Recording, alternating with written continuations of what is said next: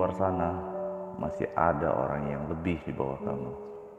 Sebab itu, jangan membayangkan hidupmu akan sama persis dengan orang lain. Hidup itu penuh perjuangan. Masing-masing tidak ada yang namanya instan. Hidup butuh usaha keras di setiap langkah. Tak cukup hanya dengan semangat dan usaha. Iringi perjuanganmu dengan doa yang tulus, karena doa tanpa usaha itu omong kosong. Begitu pula dengan usaha tanpa doa, itu sombong. Percayalah pada diri sendiri dan keluarlah dari zona nyamanmu. Percayalah, setelah musibah pasti ada hikmah dan kebahagiaan. Nah, supaya kamu bisa bangkit dari pahit getirnya kehidupan, pahamilah makna dari perjuangan hidup. Tak lupa, bacalah kata-kata perjuangan hidup yang penuh inspiratif.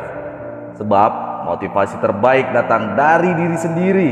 Tidak ada kunci rahasia dari kesuksesan. Kesuksesan adalah hasil persiapan kerja keras dan belajar dari kegelapan. Kebanyakan ngomong tapi dan nanti adalah pembentuk mental pecundang.